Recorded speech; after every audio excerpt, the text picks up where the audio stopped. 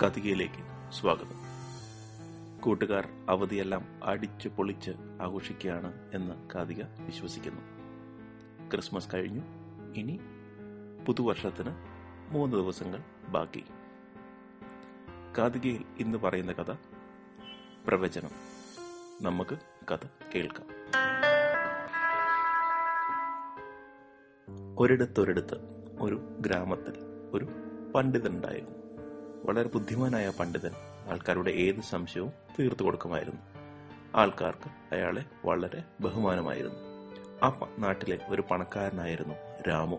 നാട്ടുകാർ അയാളെക്കായാലും ഈ പണ്ഡിതനെ ബഹുമാനിക്കുന്നത് രാമുവിന് ഒട്ടും ഇഷ്ടപ്പെട്ടില്ല.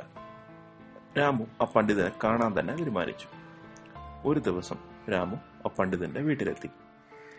എന്നിട്ട് പണ്ഡിതനോട് പറഞ്ഞു, താൻ പണ്ഡിതന്റെ ചില ഉപദേശങ്ങൾ സ്വീകരിക്കാൻ വന്നതാണെന്ന്. സംസാരത്തിനിടയിൽ രാമു ആ പണ്ഡിതനെ കളിയാക്കാൻ തുടങ്ങി.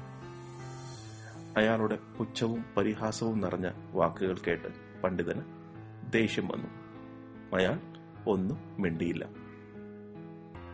സംസാരത്തിനിടെ പണക്കാരൻ പണ്ഡിതനോട് ചോദിച്ചു, രാമു പണ്ഡിതനോട് ചോദിച്ചു, നിങ്ങൾ വലിയ ബുദ്ധിമാനല്ലേ, ഞാൻ ഒരു കാര്യം ചോദിക്കാം. എന്നാണ് ഞാൻ മരിക്കുക? രാമുവിന്റെ ചോദ്യത്തിന് മുന്നിൽ പണ്ഡിതൻ പുഞ്ചിരി കൊണ്ട് പറഞ്ഞു, അടുത്ത മാസം 15-ാം തീയതി. അന്ന് നിങ്ങൾ നിശ്ചയമായി മരിക്കും. കളിയാക്കാനായി ചോദിച്ചതാണെങ്കിലും മരണത്തീയതി പ്രഖ്യാപിച്ചപ്പോൾ രാമുവിന് പേടിയായി. പണമുണ്ടായിട്ടും അത്ര നല്ല കാര്യങ്ങളൊന്നും താൻ ചെയ്തിട്ടില്ല. പട്ടിണി പാവങ്ങളെ സഹായിച്ചിട്ടുമില്ല, ദാനമൊന്നും ചെയ്തിട്ടുമില്ല. ഇനി ഞാൻ എന്താണ് ചെയ്യുക? രാമു ചോദിച്ചു.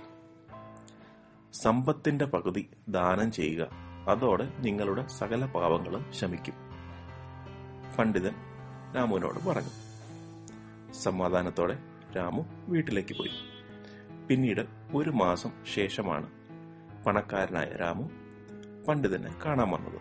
അയാൾ വളരെ ദേഷ്യത്തിലായിരുന്നു. ഇതെന്നാ, നിങ്ങൾ പറഞ്ഞത് കേട്ട് ഞാൻ നല്ലൊരു ഭാഗം സ്വത്ത് ദാനം ചെയ്തു, എന്നിട്ടും ഞാൻ മരിച്ചില്ല. അയാളുടെ പരാതി കേട്ട് പണ്ഡിതൻ ചിരിച്ചു. എന്നിട്ട് പറഞ്ഞു, നിങ്ങളുടെ ദാനമാണ് നിങ്ങളെ രക്ഷിച്ചത്. പുണ്യപ്രവൃത്തികൾ എന്നും നമ്മളെ കാത്തുരക്ഷിക്കും, അത് ഓർത്തു വെക്കുക. കൂട്ടുകാർക്ക് ഈ ചെറിയ കഥയിൽ നിന്ന് എന്താണ് മനസ്സിലായത്? നമ്മൾ ഒരിക്കലും നമുക്കുള്ള പണവും കഴിവും വെച്ച് അഹങ്കരിക്കരുത്.